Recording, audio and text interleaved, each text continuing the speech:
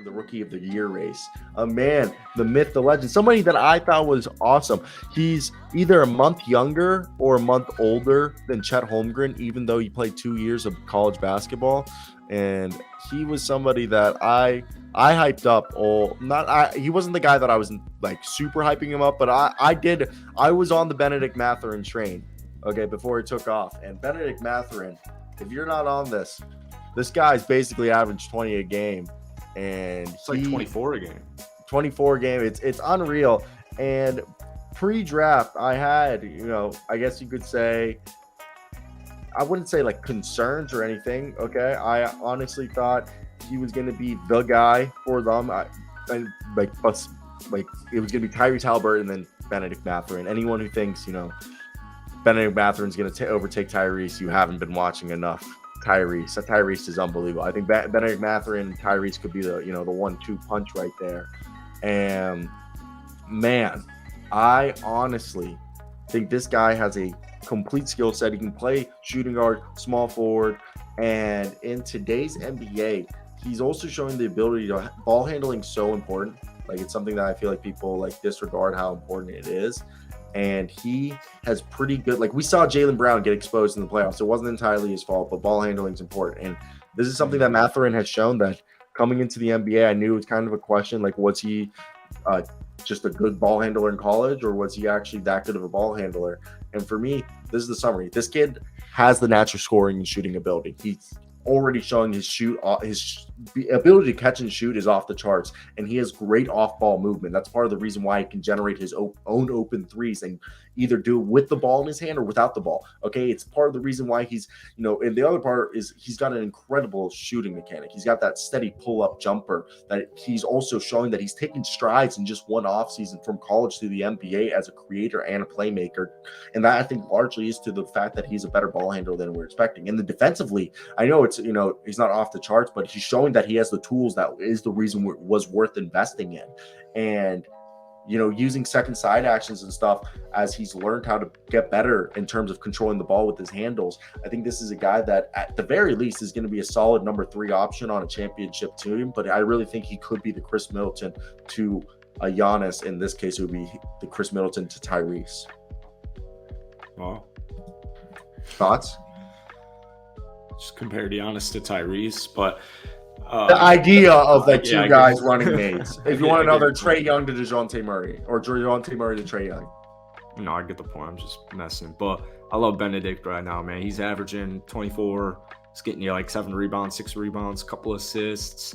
He's got the defensive potential, as you were saying. I don't see why he wouldn't, but like he has the tools. So I think it'll come down to his defense if he's going to be a superstar in the league. But he's looking like a superstar in this league already.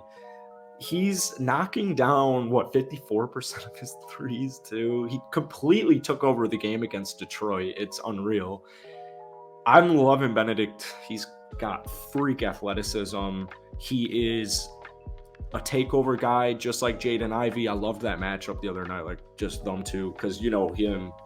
He said, "I know everybody who was picked in front of me. It's not personal or anything like that, but when I'm playing one of them, I'm gonna be going out hard, swinging. He's going out swinging in these games, but he wants the ball in his hands." Tonight, the James Harden Bennedict Mathurin matchup is going to be legit. Let's see the old guard versus the new guard. Pacers, Sixers tonight. Yeah, and if we're putting money, we'll do a quick rundown later, guys, on NBA bets. But James Harden, Bennedict Mathurin tonight. Oh, I'm like a little pre-cum just came out thinking about that.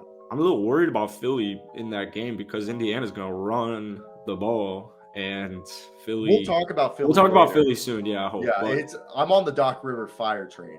My thoughts on Indiana, dude. They're like too solid of a team where they're going to be like 4-6 through 10, and they're going to be like, shit, we got to.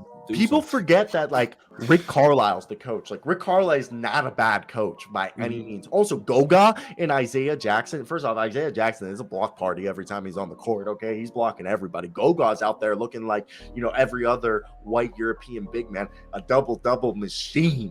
Okay, who also can protect the rim, like the next coming of like a Josef Nurkic type guy. Well, he also has a chip on his shoulder after, was it Jokic was getting all the press? Who was it or Zion. No, it was Zion was getting all the press. Oh yeah, and Goga And was sitting by yeah, himself. he had nobody there. So he's already got a chip on his shoulder. But yeah, you know, a Jalen Smith, throw him in there too. Oh my God, Jalen Smith of Suns, every time he plays is probably looking like we're fucking idiots. Like if we kept Jalen Smith, we could have let DeAndre Ayton go to the Pacers. And as a Rocket fan, this is what we were, you know, we wanted Jalen Smith last year so badly, and they gave him a bag of Doritos.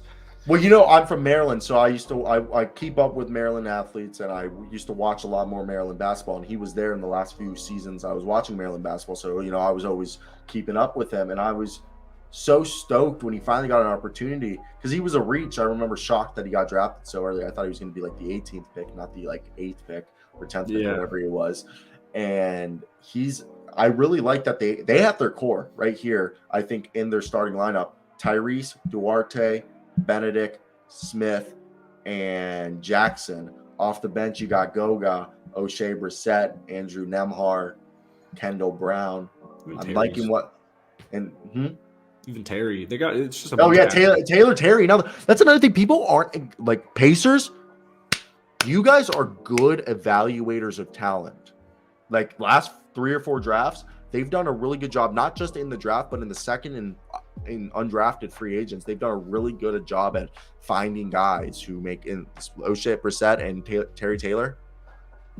Like 2 second round picks or undrafted guys. Great, phenomenal. This is one of the few teams I just feel like it's in their best interest to unload Buddy and Miles and get a lottery pick for one last season. Yeah, and they're already seeing they don't need Miles and get rid of Buddy. They're playing him less and less every game. Yeah. Now let's move